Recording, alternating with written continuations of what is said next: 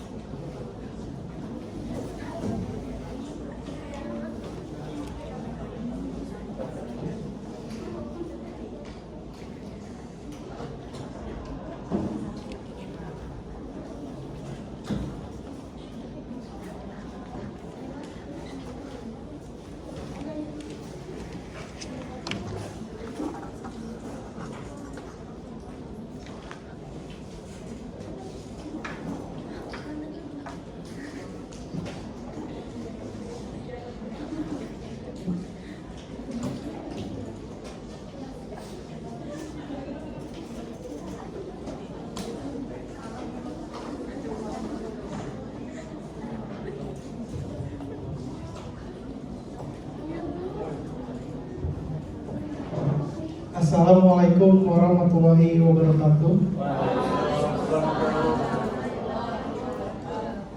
Perkenalkan, kami dari kelompok 1. Hari ini kami ingin memaparkan materi terkait teknologi informasi.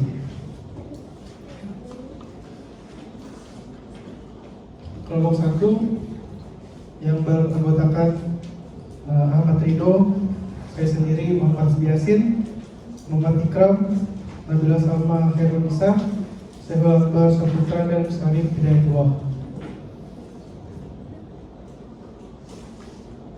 Baik, materi pertama akan disampaikan oleh Muhammad Ikram.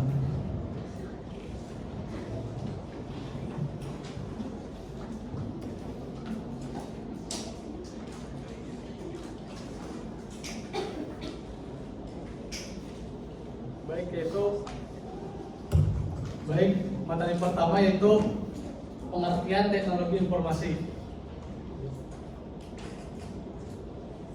Dari dua teknologi merupakan istilah yang berasal dari bahasa Yunani, tekni dan logia. Tekni memiliki arti keahlian, sementara logia memiliki arti pengetahuan. Dari dua istilah tersebut, kata teknologi memiliki arti yang sangat luas dan tidak spesifik. Artinya, tidak seperti menjadi anggapan dasar pada saat ini, bahwa teknologi berkaitan dengan perangkat keras dan lunak yang canggih. Namun, dengan pengertian tersebut dapat ditangkap bahwa teknologi merupakan simbol pengetahuan dan bagaimana manusia membangun peradaban.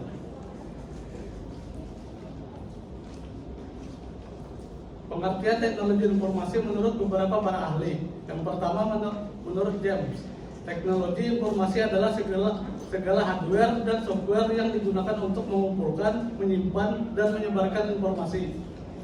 Yang kedua yaitu menurut Wilkinson, teknologi informasi adalah kombinasi teknologi komputer dan teknologi komunikasi untuk mengolah, menyimpan, dan menyebarkan informasi. Yang ketiga yaitu menurut Darmawan, teknologi informasi adalah hasil rekayasa manusia terhadap proses penyimpanan informasi dari pengiriman ke penerima, sehingga lebih cepat, lebih luas sebarnya, dan lebih lama penyimpanannya.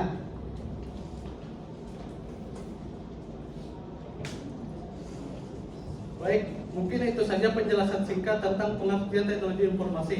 Untuk materi selanjutnya akan dilanjutkan oleh teman saya.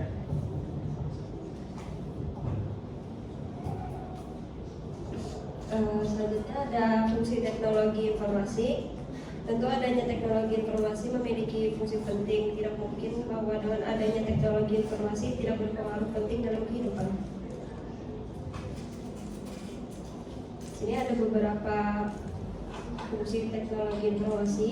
Yang pertama ada menangkap atau capture. Menangkap di sini dapat diartikan sebagai menginput, misalnya menerima inputan dari mic, keyboard, scanner, dan lain sebagainya. Fitur capturing mungkin juga sudah tidak asing ketika memakainya untuk menyimpan informasi tertentu. Yang kedua ada fungsi teknologi informasi sebagai pengolah atau processing. Fungsi teknologi informasi ini mengkomplikasikan catatan rinci aktivitas, misalnya menerima input dari keyboard, scanner, mic, dan sebagainya. Dengan adanya processing akan lebih mudah mengolah file maupun data. Yang ketiga ada mengolah atau memproses data dan masukan yang diterima untuk menjadi informasi. Pengolahan atau pemrosesan data dapat berupa konversi, pengubahan data ke bentuk lain, analisis, perhitungan, sintesis, segala bentuk data dan informasi. Dengan adanya fungsi ini akan lebih memudahkan user. Yang keempat ada fungsi teknologi informasi sebagai menghasilkan atau generating. Fungsi generating adalah di mana teknologi berperan sebagai alat untuk mengorganisasikan suatu informasi ke dalam sebuah bentuk yang lebih terarah dan mudah dipahami. Contoh sederhananya adalah grafik dan tabel. Yang kelima ada fungsi teknologi informasi sebagai penyimpanan atau storage. Fungsi teknologi informasi ini merekam atau menyimpan data dan informasi dalam suatu media yang dapat digunakan untuk keperluan lainnya. Misalnya disimpan ke hard disk, tape, disket, CD, atau compact disk, dan sebagainya. Yang keenam ada fungsi teknologi informasi sebagai pencari kembali atau retrieval. Fungsi teknologi informasi ini menelusuri, mendapatkan kembali informasi atau menyalin data dan informasi yang sudah tersimpan, misalnya mencari supplier yang sudah lunas dan sebagainya. Ada kalanya data yang disimpan sulit untuk ditemukan karena terlalu penuh. Dengan adanya fungsi ini dapat memudahkan user serta menghemat waktu juga. Dan yang terakhir ada fungsi teknologi informasi sebagai transmisi.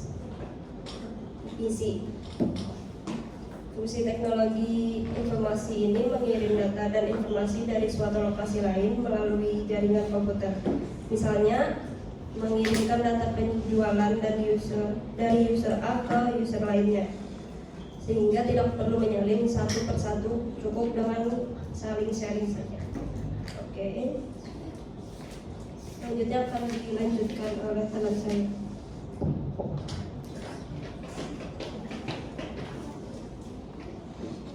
Baik, materi selanjutnya itu tujuan dan manfaat teknologi informasi. Apa sih tujuan teknologi informasi? Yaitu tujuan teknologi informasi adalah untuk memecahkan suatu masalah, membuka kreativitas, meningkatkan efektivitas dan efisien dalam melakukan pekerjaan. Jadi dapat dikatakan karena dibutuhkannya pemecahan masalah, membuka kreativitas dan efisiensi manusia dalam melakukan pekerjaan, menjadi penyebab atau acuan diciptakannya teknologi informasi. Dengan adanya teknologi informasi, membuat pekerjaan manusia menjadi lebih mudah dan efisien. Dengan kata lain, karena sangat solusi, kreativitas, aktivitas, dan efisiensi dibutuhkan dalam sebuah sistem kerja, maka teknologi informasi ini kemudian diciptakan. Baik, selanjutnya itu manfaat teknologi informasi. Manfaat teknologi informasi dalam aktivitas sehari-hari sangat penting. Manfaat ini bisa digunakan sebagai penunjang kehidupan yang lebih baik dikarenakan ada teknologi informasi yang bisa membantu aktivitas menjadi lebih efektif dan efisien. Manfaat tersebut dapat digolongkan berdasarkan kebutuhannya. Yaitu yang pertama untuk pendidikan. Dengan adanya teknologi informasi di dunia pendidikan, terutama komputer, membuat siswa lebih efektif dalam belajar. Komputer adalah sarana yang memudahkan dalam menumbuhkan kreativitas siswa sekaligus sumber informasi. Selanjutnya kedua yaitu untuk industri dan manufaktur. Teknologi informasi dapat membantu membuat rancangan desain sebuah produk yang akan dikeluarkan pada industri serta bisa mengontrol mesin produksi dengan ketepatan yang baik. Apalagi seperti yang kita ketahui, industri membutuhkan hal yang cepat untuk memproduksi dalam jumlah besar. Kemudian yang ketiga, manfaat untuk bisnis dan perbankan. Dengan teknologi informasi bisa membantu dalam transaksi, menyimpan berkas dengan lebih aman dan sistem perbankan yang lebih maju, serta aksesnya dapat dikontrol dengan mudah, cukup dengan teknologi saja. Kemudian keempat itu untuk kedokteran. Dalam kedokteran bisa dimanfaatkan dalam mendiagnosa suatu penyakit dan mengambil gambar semua organ tubuh dengan komputer. Bahkan teknologi merupakan bagian tidak bisa dipisahkan dengan bidang kedokteran saat ini, yaitu seperti scan, radiologi, maupun USG. Yang selanjutnya untuk pemerintahan, teknologi informasi dapat diaplikasikan dalam mengolah suatu data dan informasi yang ditujukan kepada masyarakat. Bisa meningkatkan hubungan antara pemerintah dan masyarakatnya, sehingga apa yang terjadi di suatu daerah tertentu dapat diketahui dengan cepat menggunakan teknologi. Kemudian yang terakhir itu untuk hiburan dan permainan. Teknologi komputer bisa digunakan untuk membuat animasi, periklanan, desain grafis, dan juga audio visual supaya menjadi lebih baik dan menarik. Bahkan kini banyak programmer tertentu sekaligus menciptakan lapangan pekerjaan baginya. Baik, itu saja yang dapat saya sampaikan. Selanjutnya sampaikan oleh Seo Akbar Saputra.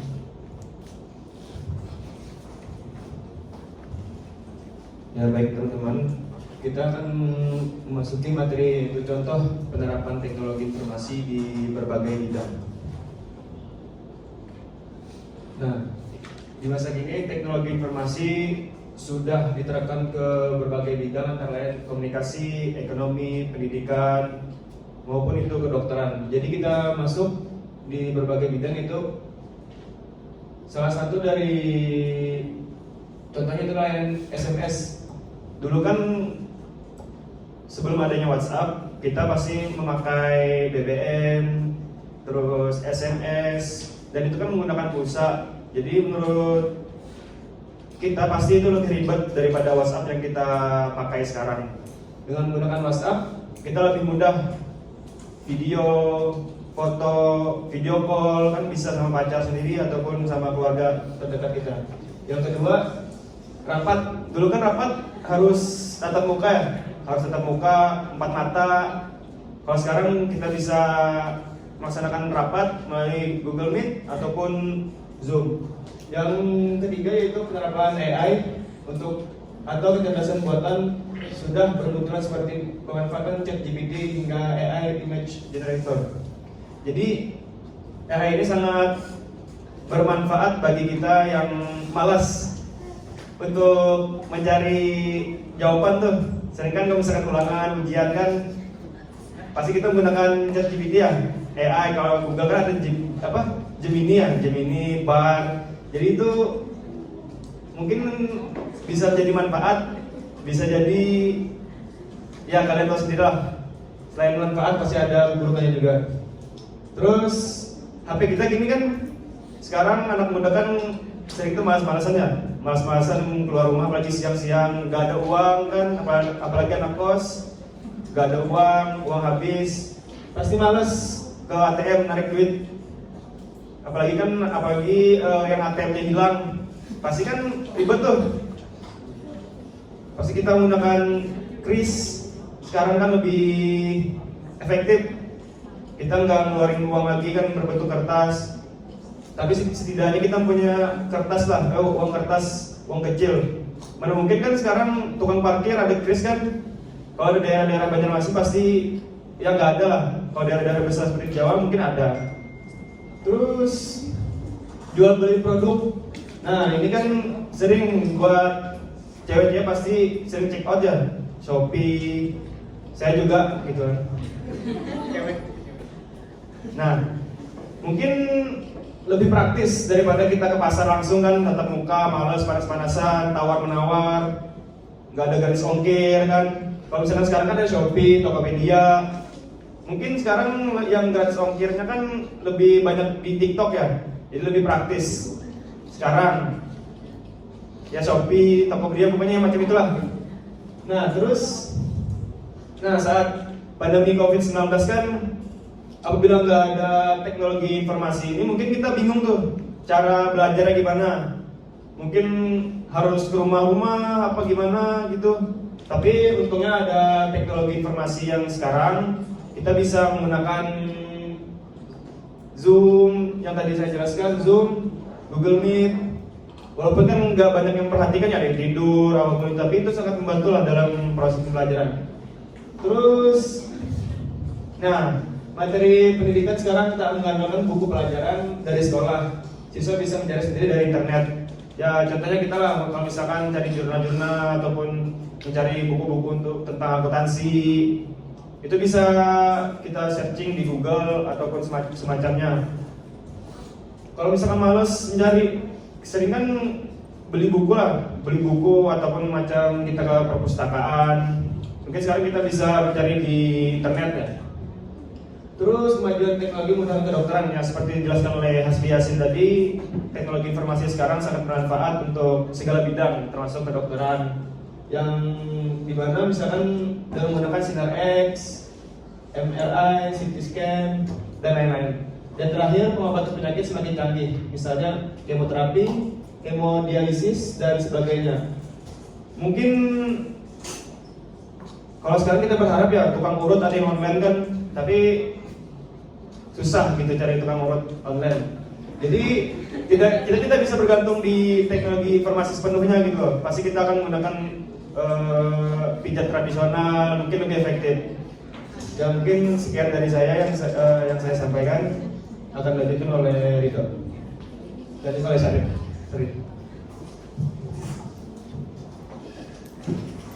Baik, di sini saya akan melanjutkan mengenai pembahasan perkembangan teknologi informasi masa depan. Jadi di sini kami mengambil 7 poin. Yang pertama ada perkembangan teknologi informasi untuk kemajuan AI atau kecerdasan buatan. Yang kedua ada perluasan Internet of Things. Yang ketiga ada teknologi 5G meluas. Kemudian poin keempat itu ada virtual dan augmented reality atau VR yang kita kenal. Yang kelima ada teknologi blockchain makin luas. Yang keenam kendaraan otonom, dan yang ketujuh drone. Oke, kita bahas satu-satu masing-masing.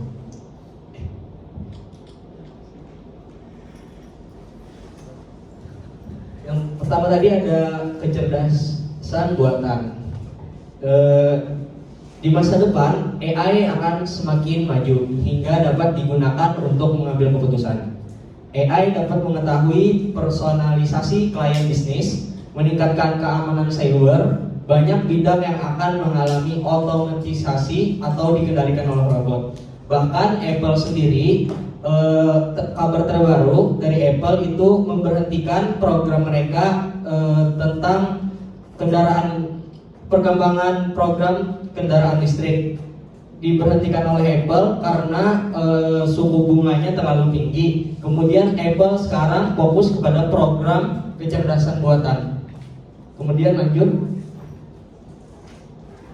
Nah, ini sangat familiar untuk kita semua. Ada Internet of Things.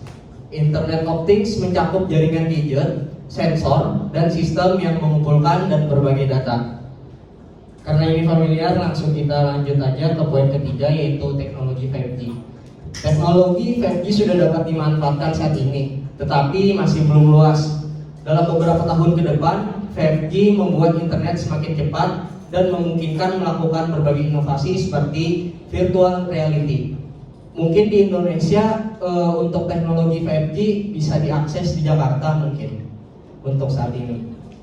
Di Banjarmasin ada kah sudah? Sungai Mulut kan?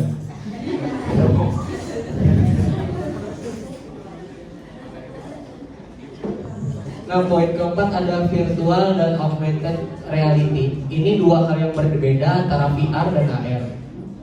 Mungkin untuk VR itu sendiri kita yang lagi viral itu ada produk Apple juga, yaitu Vision Pro, di mana kita bisa melihat lingkungan sekitar menggunakan multitasking juga. Jadi kita bisa mengakses Word, TikTok, tetapi untuk lingkungan sekitar kita juga bisa dapat melihat secara langsung. Kemudian apa bedanya dengan augmented reality? Mungkin banyak yang belum tahu, tadi VR kan fiturnya tadi ada di Apple Vision Pro, mungkin di AR banyak yang menggunakan, kita di sini menggunakan filter. Mungkin di Zoom atau di IG itu merupakan salah satu produk dari AR. Kemudian lanjut ke teknologi blockchain.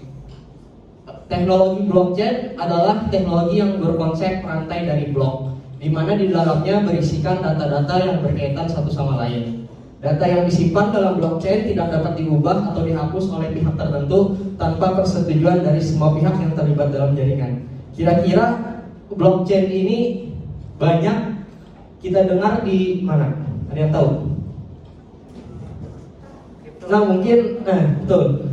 Dari teknologi blockchain ini mungkin kita banyak mendengar dari pembahasan mengenai cryptocurrency. Karena di sini blockchain digunakan sebagai pengaman dari cryptocurrency tersebut. Bahkan tingkat keamanannya tersebut di atas dari cloud computing. Bahkan ada wacana ingin mendropkan blockchain ini supaya mungkin cryptocurrency-nya turun, karena cryptocurrency ini sangat berpengaruh terhadap nilai mata-mata uang dalam bentuk kertas seperti rupiah, dolar, dan lainnya. Jadi ada wacana untuk mendropkan blockchain ini karena blockchain ini menggunakan akses komputer, otomatis komputer harus menggunakan listrik. Jadi ada wacana bahwa listrik di seluruh dunia harus dipadamkan. Akan tetapi wacana ini kemudian dipertimbangkan karena ketika listrik di seluruh dunia padam, bukan hanya blockchain saja yang akan terlibat, tetapi aktivitas lainnya, bisnis maupun aktivitas pendidikan lainnya bahkan akan mengalami ketidakstabilan. Lalu apa relevansinya kripto dengan pendidikan akuntansi?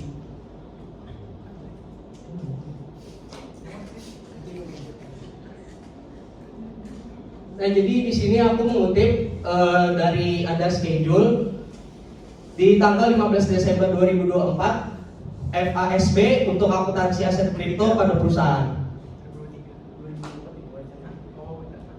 Nah, kira-kira apabila Indonesia mengadopsi standar ini, apakah kita sudah siap? Walaupun secara basic kita belum paham mengenai kripto. Nah, apabila standar FASB ini, walaupun standar FASB ini berlaku di Amerika Serikat, pasti akan ada impact untuk negara kita. Contohnya tadi ada negara Argentina yang baru saja di bulan Desember meresmikan Bitcoin yang merupakan salah satu cryptocurrency yang sedang naik daun. Satu Bitcoin di 2010 itu sama dengan $1. Akan tetapi pada saat ini, detik ini, satu Bitcoin itu ada di angka 63.000 sekian atau setara 900 jutaan. Jadi beberapa negara mempertimbangkan cryptocurrency ini yang merupakan produk perkembangan dari teknologi informasi saat ini. Bahkan di beberapa negara menjadikan cryptocurrency ini sebagai visi mereka di tahun 2030 sebagai contohnya visi di Indonesia Emas tahun 2030 itu semua orang mengaitkannya dengan cryptocurrency. Kira-kira kalau cryptocurrency dijadikan sudah sebagai standar akuntansi di Indonesia, apa bunyi jurnalnya kira-kira? Contohnya perusahaan Sehul ingin membayarkan kepada pemasok menggunakan mata uang cryptocurrency. Ada yang tahu bunyi jurnalnya, perlakuan akuntansinya? Nah, kenapa kami membawa materi ini agar semua kita aware terhadap materi-materi yang akan datang, karena ini prospeknya jelas. Di sini saya bukan promosi tentang cryptocurrency, tapi kita lebih ingin jeli lagi, lebih detail, memperdalam ilmu kita, apalagi akuntansi akan ada adopsi mengenai aset uang digital tadi. Nah, lanjut ke kendaraan otonom. Selain kendaraan listrik, kendaraan otonom diprediksi akan semakin berkembang. Kendaraan otonom adalah kendaraan tanpa pengemudi. Kendaraan ini diyakini mampu mengurangi kecelakaan akibat kesalahan manusia. Kira-kira di Indonesia sudah ada? Konsepnya ada, tepatnya ada di ibu kota Nusantara, di IKN. Ada di museumnya itu menggunakan konsep ini. Jadi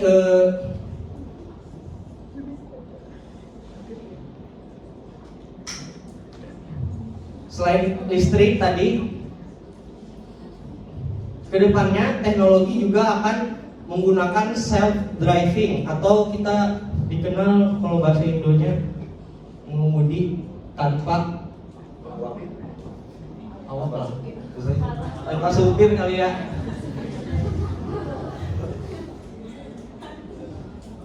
Kemudian teknologi drone yang terakhir nih.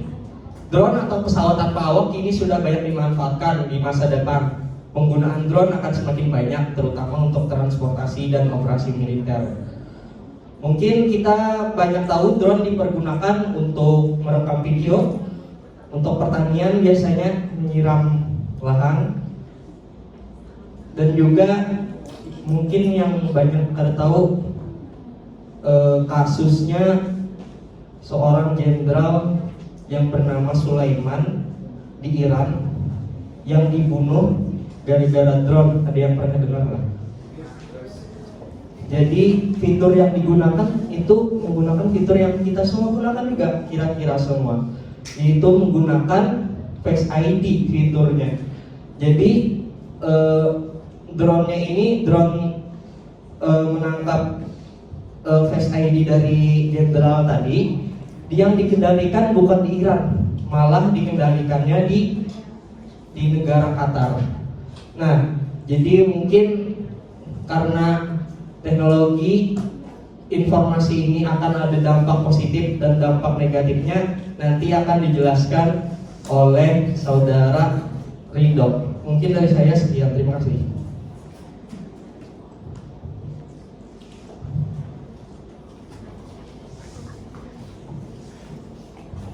Oke, dilanjutkan. Di sini saya akan membahas tentang dampak dari teknologi informasi itu sendiri. Nah, tadi sudah dijelaskan oleh rekan saya sebelumnya bahwa teknologi informasi ini memiliki tujuan dan manfaat yang sangat signifikan dan sangat luas. Tapi itu tentunya memberikan dampak positif dan juga negatif. Yang pertama yaitu dampak positif dari teknologi informasi itu sendiri. Yang pertama itu ada efisiensi dan produktivitas, di mana dengan teknologi informasi ini sebuah pekerjaan tentunya akan lebih efisien dan lebih cepat diselesaikan dengan bantuan dari teknologi informasi ini. Salah satu contohnya yaitu banyak perusahaan sekarang yang menggunakan teknologi informasi untuk mengotomatisasikan proses produksi mereka, kemudian juga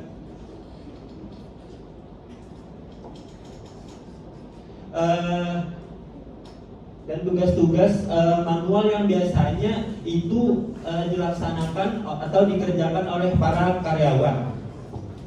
Yang kedua yaitu ada dalam hal komunikasi dan kolaborasi. Dengan adanya teknologi informasi sekarang ini, penyebaran komunikasi itu sangat cepat dan sangat efisien, di mana sebuah berita itu akan sangat mudah menyebar ke seluruh dunia dengan waktu yang sangat singkat.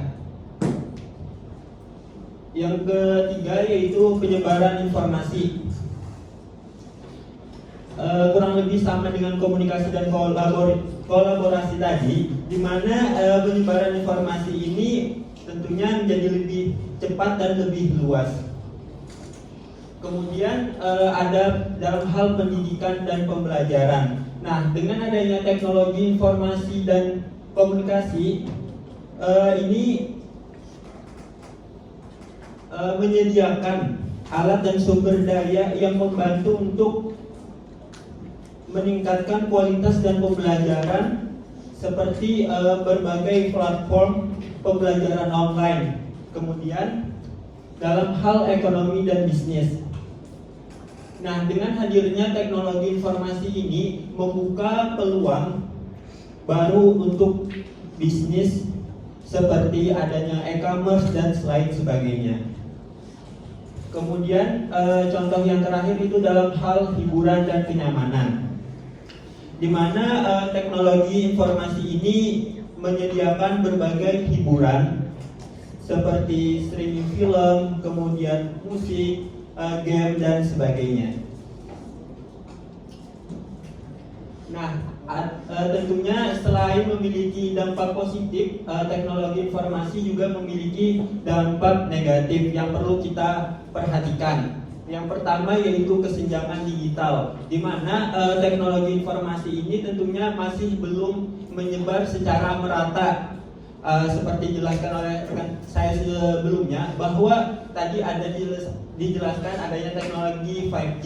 Nah, dari contoh tersebut bahwa teknologi 5G itu tentunya masih belum dapat kita dapatkan secara merata. Kemudian yang kedua adanya kehilangan pekerjaan.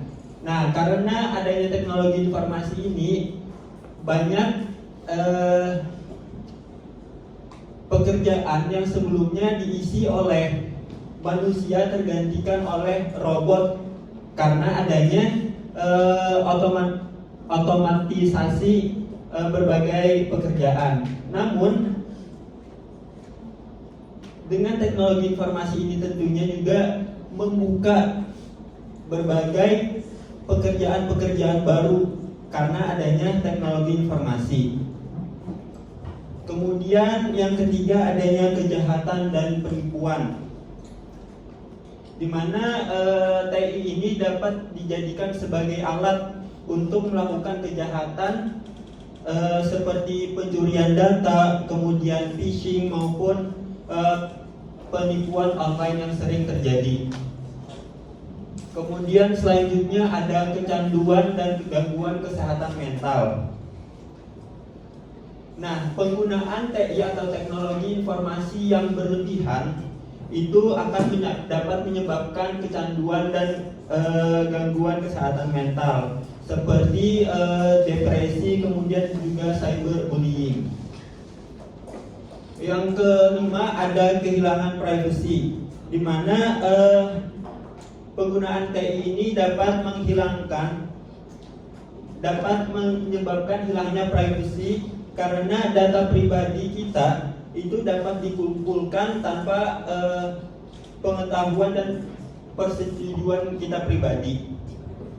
Kemudian contoh yang terakhir itu dalam hal keamanan dan kedaulatan negara, di mana TI ini dapat menjadi alat yang digunakan untuk melakukan cyber attack dan yang dapat membahayakan keamanan dan kedaulatan suatu negara. Jadi dampak teknologi informasi itu terus berkembang dan sering berubah dengan perkembangan waktu dan teknologi itu sendiri. Jadi penting bagi kita untuk lebih aware, memahami berbagai dampak yang ditimbulkan oleh teknologi informasi tersebut. Mungkin itu saja yang dapat saya sampaikan. Selanjutnya akan saya kembalikan kepada moderator. Terima kasih.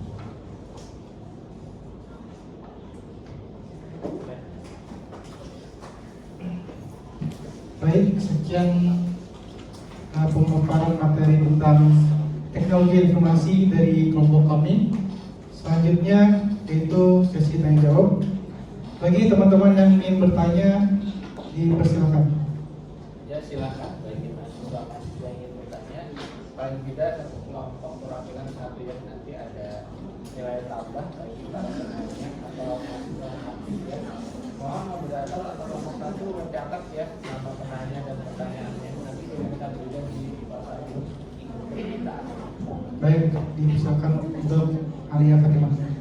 Baru-baru ini ada berita tentang kesalahan input pada aplikasi Sirekap pada pemilu 2024 karena berbagai alasan kayak kegagalan sistem atau tindakan yang disengaja untuk memanipulasi hasil. Nah, apa sih pelajaran yang bisa diambil dari kasus tersebut untuk meningkatkan sistem teknologi informasi di Indonesia? Baik, terima kasih untuk Alia. Baik, selanjutnya yang ingin bertanya. Silakan, bisa.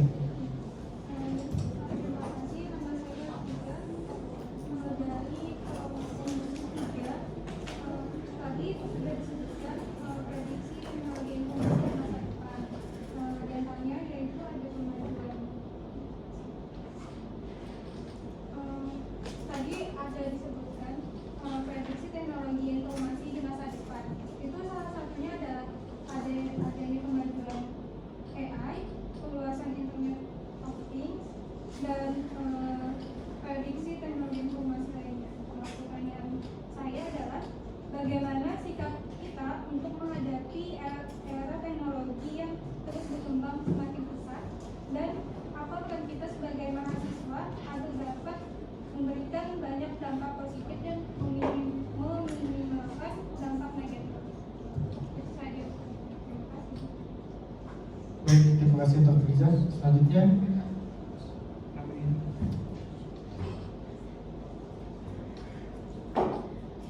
Jadi era sekarang yang semakin canggih dengan teknologi informasi, adanya isu peluncuran mobil terbang atau kendaraan eVTOL lepas landas dan mendarat tanpa listrik yang memiliki pro dan kontra dari banyak orang. Pertanyaannya, bagaimana mobil terbang tadi itu dapat mengubah cara kita menggunakan informasi teknologi? Kemudian apa saja tantangan yang terkait dengan penggunaan teknologi informasi dalam mobil terbang? Terima kasih. ya, baik, terima kasih untuk soal ini. Selanjutnya ingin bertanya.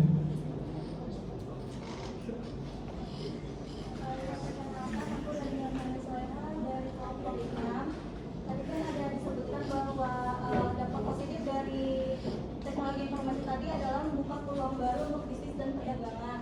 Sedangkan kita ambil kasus pada kejadian tahun lalu itu kan ada dari penjualan secara offline di Tanah Abang itu kan menjadi sepi karena adanya TikTok Shop. Nah, bukankah itu bertolak belakang dari dampak positif dari penggunaan teknologi informasi tadi? Dan seperti kita tahu kan Shopshop itu sebelumnya berasal dari negara Cina, yang mana memang barang yang dia tawarkan itu lebih murah harganya daripada toko-toko secara offline yang ada di Indonesia.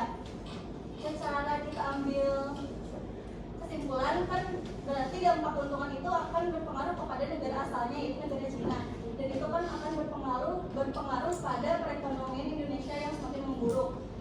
Nah, pertanyaanku di sini, bagaimana sih menurut kalian dari penerapan teknologi informasi ini secara baik, khususnya pada aspek yaitu membuka peluang bisnis dan perdagangan seperti dampak positif yang tadi saya. Terima kasih.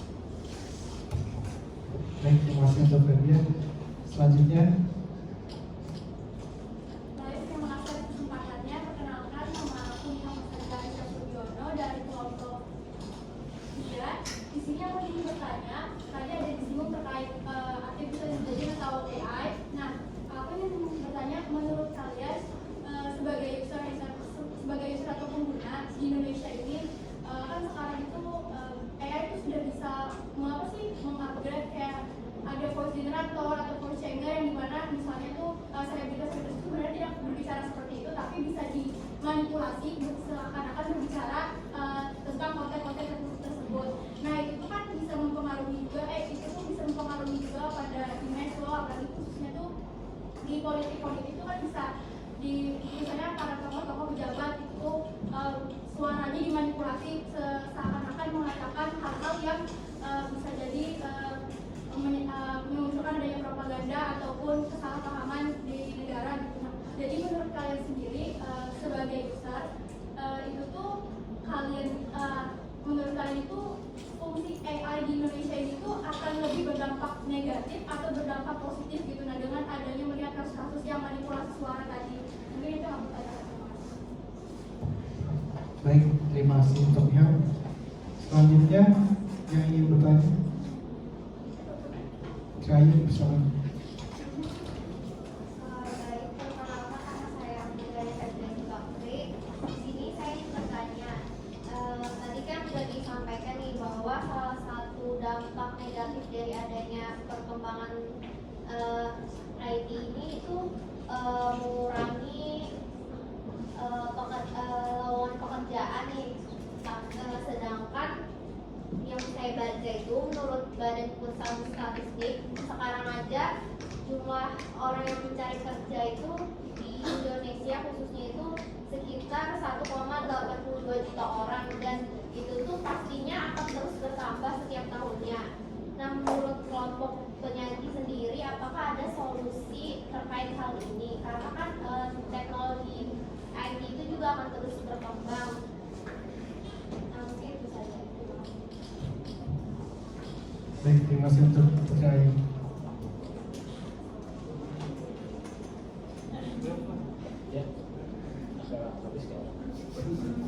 Baik, selanjutnya yang ingin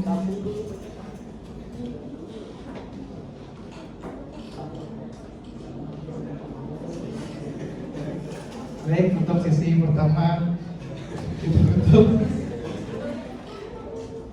Izinkan kami berdiskusi terlebih dahulu. Terima kasih.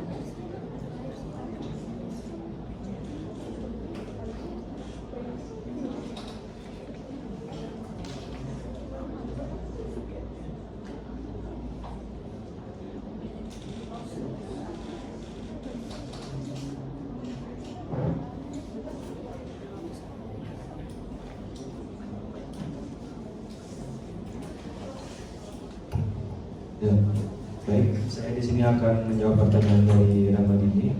Bagaimana mobil terbang mengubah pengguna informasi teknologi? Mobil terbang atau kendaraan eVTOL memiliki potensi untuk mengubah cara kita menggunakan informasi teknologi dalam berbagai aspek. Yang pertama, navigasi, konektivitas, manajemen lalu lintas, keamanan cyber, hiburan, dan lain-lain. Untuk penjelasan yang pertama, navigasi. Mobil terbang memerlukan sistem navigasi yang lebih canggih daripada kendaraan tradisional pada umumnya. Sistem ini akan memperhitungkan ketinggian, rintangan, dan lalu lintas udara. Hal ini akan mendorong para IT profesional untuk lebih mengembangkan teknologi navigasi 3D lebih presisi dan real time. Yang kedua, konektivitas. Mobil terbang akan terhubung ke jaringan internet yang canggih untuk berkomunikasi dengan infrastruktur lalu lintas udara, kendaraan lain, dan layanan darat. Untuk manajemen lalu lintas, sistem manajemen lalu lintas udara yang baru perlu dikembangkan untuk menangani pergerakan mobil terbang. Yang keempat, keamanan cybernya. Mobil terbang akan menjadi target menarik bagi peretas. Yang pasti hacker-hacker akan tertarik kepada keamanan cyber dari mobil terbang yang akan diproduksi di masa depan. Keamanan cyber akan menjadi faktor penting dalam pengembangan dan penggunaan mobil terbang. Mungkin yang kelima yaitu hiburan bagi orang-orang yang punya uang yang lebih untuk membeli mobil terbang ini, karena mobil terbang ini nggak mungkin harganya seperti mobil-mobil tradisional pada umumnya. Yang pasti mobil terbang memiliki harga yang fantastis mungkin, dan itu cukup menjadi hiburan bagi orang-orang kaya raya. Dan tantangan penggunaan teknologi informasi dalam mobil terbang yaitu tantangannya itu yang pertama itu keamanan data. Privasi dan keamanan data pengguna akan menjadi perhatian utama dalam mobil terbang. Terus keandalan, sistem informasi dalam mobil terbang harus sangat handal untuk menghindari kecelakaan. Sertifikasi, standar dan regulasi baru perlu dibuat untuk memastikan keamanan kelayakan mobil terbang. Bagaimana kita ingin menggunakan mobil terbang? Sekarang aja masih ada yang belum bisa gitu loh pakai mobil yang di darat. Mungkin ini menjadi tantangan untuk setiap individu ya. Mungkin bagi mengendalikan aja masih belum bisa, apalagi membelinya gitu loh. Terus infrastruktur baru seperti stasiun, pengisian daya, dan tempat pendaratan perlu dibangun untuk mendukung penggunaan mobil terbang. Ya, kesimpulan dari jawaban saya itu mobil terbang memiliki potensi untuk mengubah cara kita menggunakan informasi teknologi, namun ada banyak tantangan yang perlu diatasi sebelum mobil terbang dapat diadopsi secara luas di Indonesia. Sekian dan terima kasih.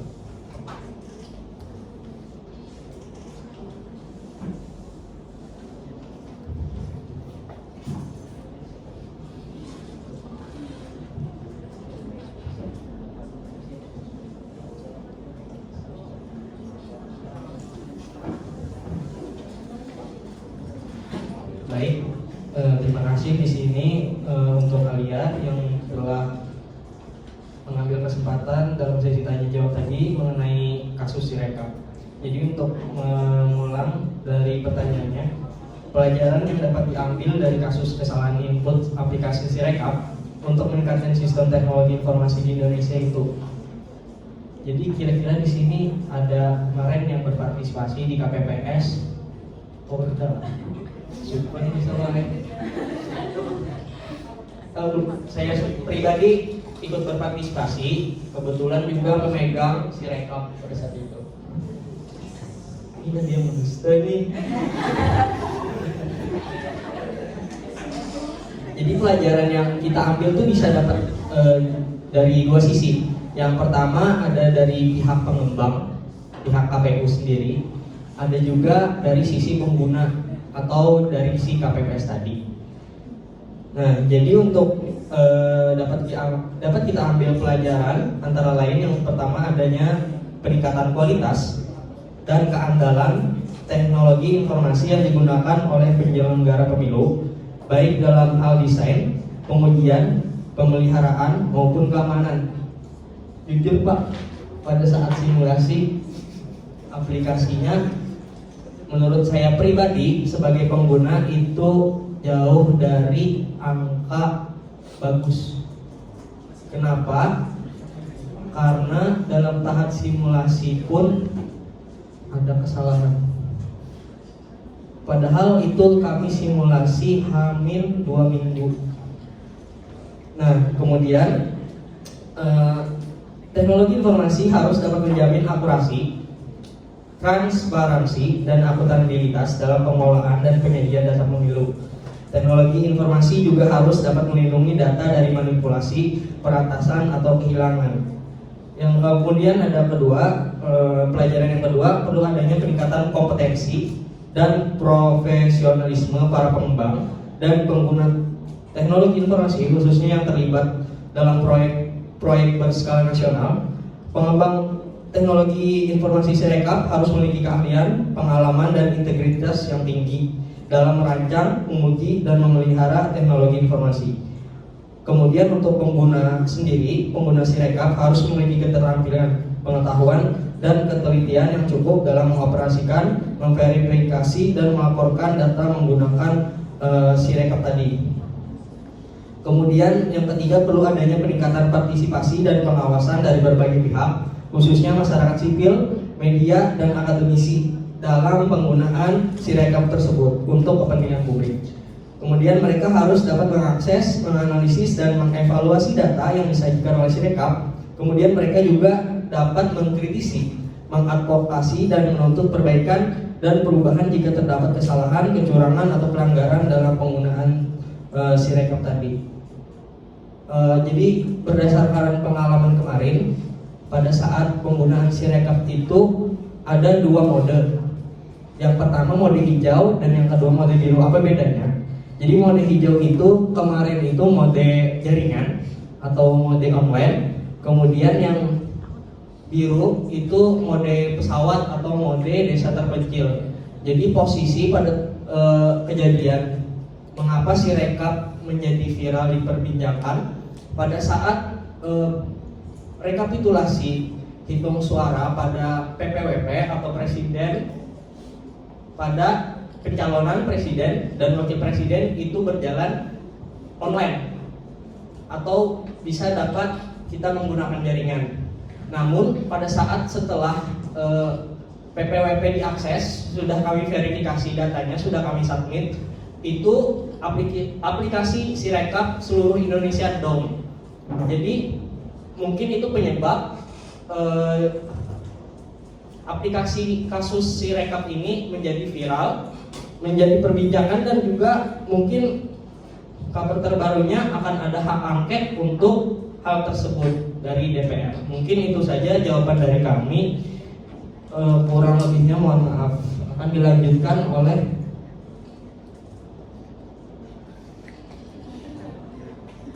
Muhammad Mas Biasin.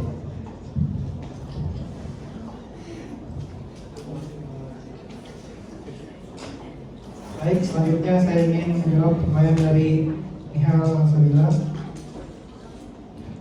Pertanyaannya itu, menurut kalian sebagai user atau pengguna AI di Indonesia ini lebih berdampak positif atau negatif? Karena seperti kita ketahui, sekarang ini ada teknologi voice changer di mana itu bisa mengubah atau memanipulasi suara.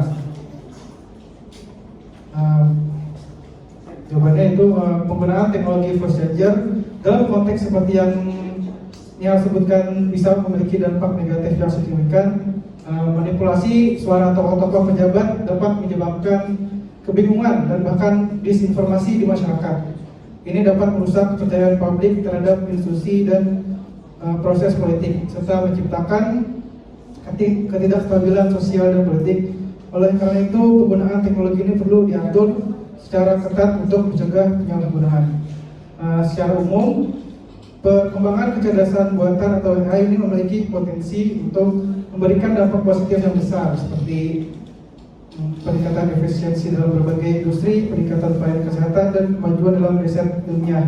Namun penggunaan juga membawa risiko, terutama terkait dengan privasi, keamanan, dan potensi penyalahgunaan seperti yang telah disebutkan tadi tentang voice changer. Oleh karena itu, penting untuk memastikan bahwa pengembangan dan implementasi kecerdasan buatan atau AI ini dilakukan dengan pertimbangan etika dan kebijakan yang cermat dan perlu adanya regulasi yang ketat untuk mengatasi risiko dan memastikan penggunaan AI yang etis dan bertanggung jawab. Kemudian menurut kelompok kami, perkembangan AI ini dapat menjadi dampak positif jika dilakukan atau dikelola dengan bijaksana dan memperhatikan aspek privasi, keamanan, dan kesetaraan. Itu saja jawaban dari kelompok kami. Ya, baik. Terima kasih kembali.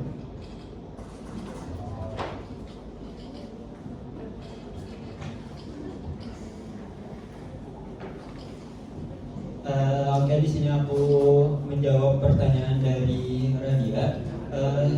Dan ini merupakan pendapatku pribadi. Di sini tadi kan Radia membawa sebuah kasus di mana para pedagang di Tanah Abang merasa penjualan mereka menurun karena adanya TikTok Shop. Nah, dan itu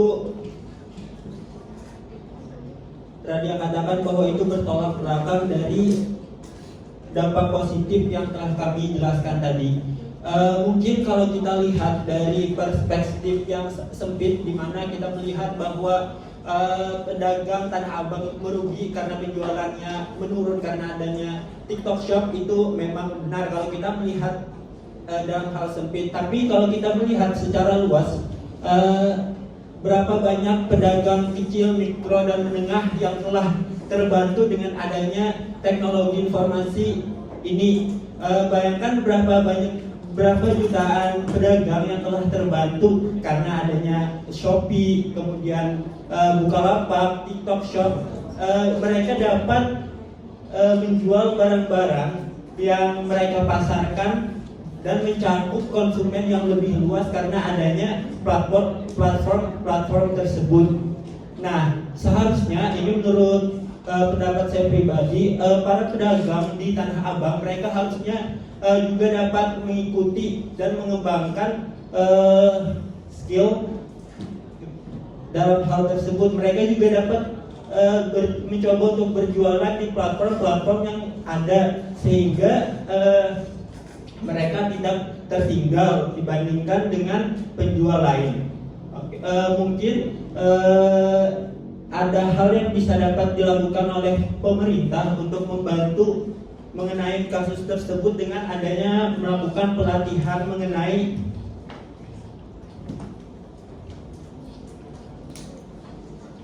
layanan bisnis digital, sehingga para pedagang yang belum terjun ke dalam bisnis digital tersebut dapat mulai melakukan usahanya di dalam bisnis digital. Mungkin itu saja jawaban dari saya. Terima kasih.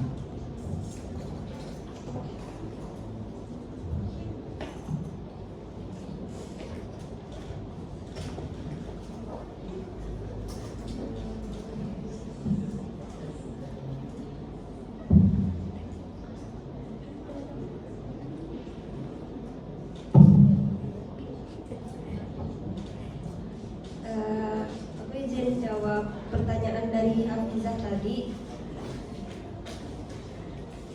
Pertanyaan Hafizah tadi, bagaimana sikap kita untuk menghadapi era teknologi yang terus berkembang makin pesat, dan apa peran kita sebagai mahasiswa akan dapat memberikan banyak dampak positif dan meminimalisir dampak negatifnya.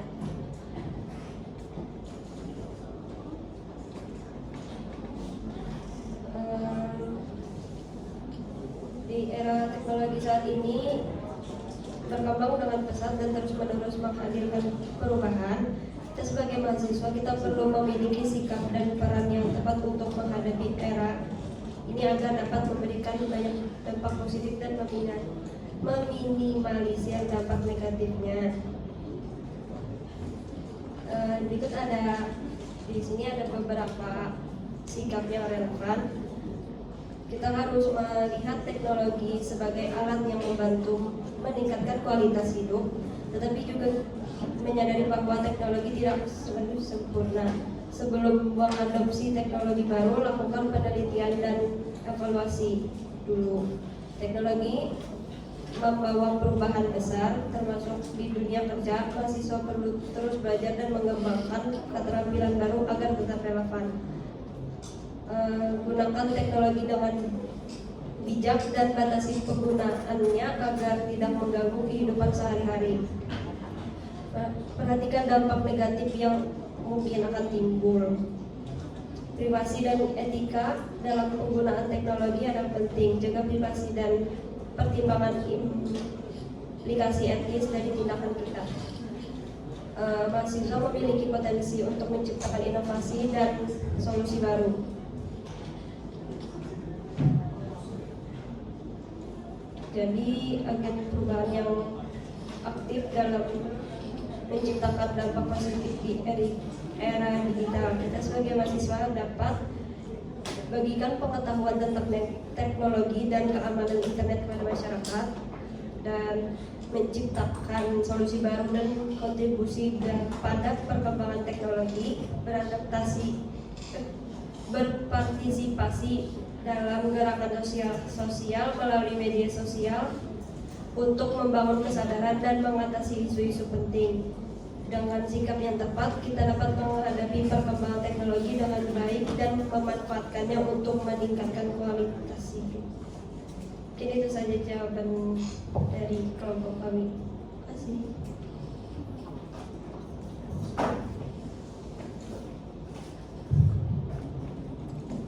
Baik, di sini aku akan menjawab pertanyaan dari Putri Ayu. Pertanyaannya itu, salah satu dampak negatif dari adanya kemajuan IT ini akan berdampak pada hilangnya pekerjaan sebagian orang karena digantikan oleh robot atau mesin canggih.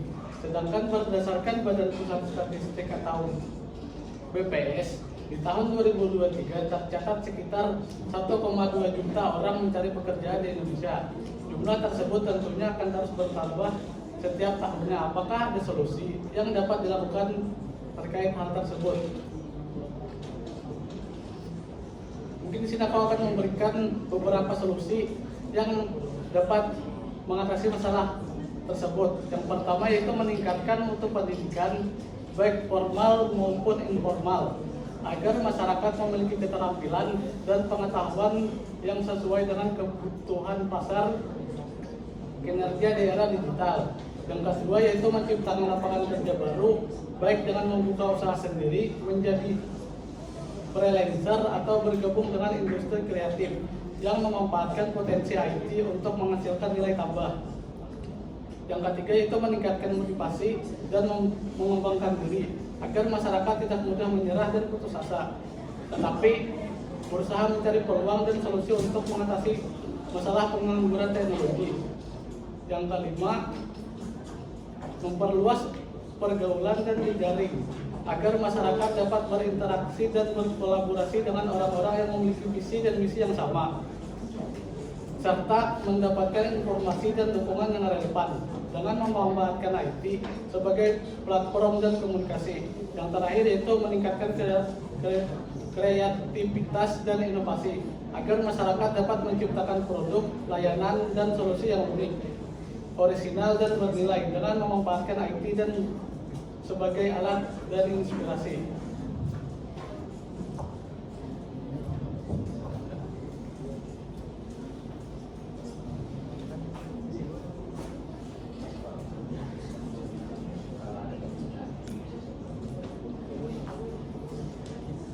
Baik, yang ingin bertanya, yang cowok nih, yang cowok, ya.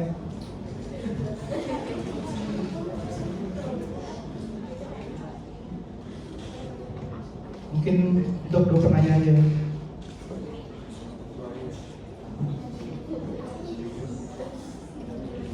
Aji.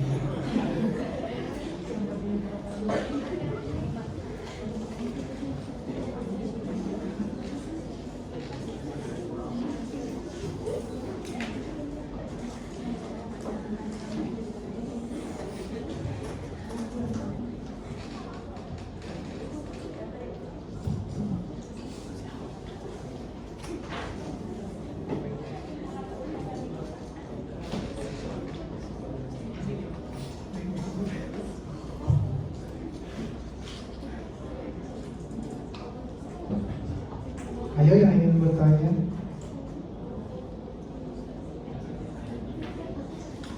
Apakah ada yang ingin bertanya lagi?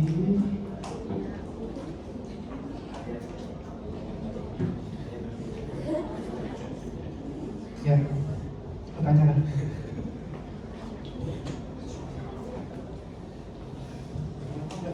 Ya, apakah sudah tidak ada pertanyaan lagi? Waktu kurang lebih 5 menit lagi. Kalau sekiranya tidak ada, silakan dapat diberikan closing statement dan conclusion atau kesimpulan dari kelompok 1. Kemudian ditutup ya.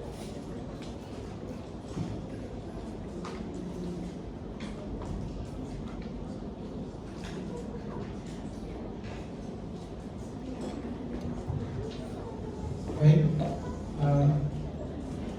kesimpulan dari kelompok kami itu teknologi informasi merupakan sebuah domain yang luas dan penting dalam kehidupan modern. Dari penerapan di berbagai bidang tadi, prediksi di masa depan, hingga tadi dijelaskan dampak-dampaknya. Dalam kemampuan yang tadi untuk menangkap, menyimpan, mengolah, dan mentransmisikan dan menghasilkan informasi TI, memfasilitasi efisiensi, produktivitas, dan inovasi di berbagai sektor kehidupan. Hal ini tercermin dalam berbagai contoh penerapannya, mulai dari pendidikan, bisnis, kesehatan, hingga bidang militer. Dengan terus berkembangnya teknologi seperti yang dijelaskan tadi, seperti kemajuan AI, Internet of Things, dan blockchain, serta munculnya tren seperti kendaraan otonom dan drone, TI akan terus memainkan peran utama dalam membentuk masa depan kita. Penting bagi kita semua untuk memahami dan mengikuti perkembangan TI dengan bijak, bertanggung jawab, dan memperhitungkan dampaknya terhadap individu, masyarakat, dan lingkungan secara keseluruhan. Mungkin itu saja dari kelompok kami. Kurang lebihnya mohon maaf. Wassalamualaikum warahmatullahi wabarakatuh.